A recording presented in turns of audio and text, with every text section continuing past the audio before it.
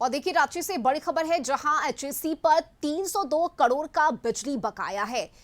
JVVNL ने बिजली काटने की चेतावनी दी है। 15 दिनों के भीतर राशि जमा करने का नोटिस दिया गया है। एचईसी पर पानी आपूर्ति का भी 75 करोड़ से अधिक का बकाया है। संबंधित विभाग ने इस मामले में भी नोटिस जारी किया है।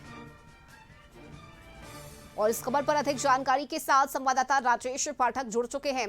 राजेश, देखिए एचईसी पर 302 करोड़ का बिजली बकाया है और जिस तरह से चेतावनी दी गई है बीएनएल की तरफ से बिजली काटने की चेतावनी मिली है, ऐसे में अब किस तरह से इस मामले में भुगतान किया जाना है? 15 दिन का समय दिया गया है, नोटिस जारी हुआ है इस मामले में। जी दरअसल देखिए, एचईसी की जो हालत है वह किसी से छिपी नहीं है। पिछले कई वर्षों से वहां पर उत्पादन जो होना चाहिए था वह नहीं हो पा रहा है। ऐसे में बिजली विभाग की ओर से जो बिल भेजा गया है वो पिछले कई सालों का है। तो 302 करोड़ रुपए की डिमांड की गई है, उसको लेकर नोटिस भी भेजा गया है और बिजली काट डिस्कनेक्शन की चेतावनी भी दी गई है।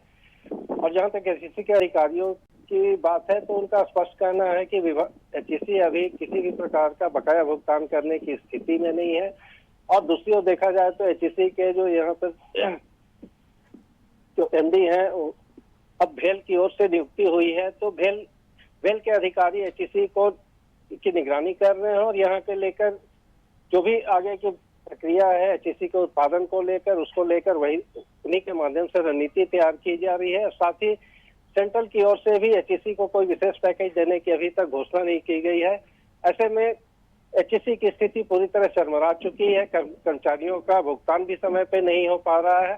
तो ऐसी विकट स्थिति में यह संभव नहीं हो पाएगा कि एचईसी की ओर से बिजली या पानी के जो भी बकाया है, करोड़ों में रुपए बकाया है, तो उसका भुगतान समय पर करना संभव नहीं होगा। और बिजली विभाग की ओर से जो चेतावनी दी गई है कि बिजली डिस्कनेक्ट की जाएगी, तो ऐसी स्थिति में एचईसी का उत्पादन पूरी तरह से प्रभावित होने की उम्मीद है।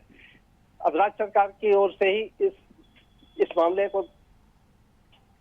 पर कुछ आगे के दिशा निर्देश मिलने के बाद ही बिजली विभाग की ओर से कुछ इसमें सकारात्मक पहल की उम्मीद की जा सकती है। फिलहाल एचईसी के अधिकारी चुप्पी साधे हुए हैं भुगतान को लेकर। जी शुक्रिया आपका इस जानकारी के लिए राजेश।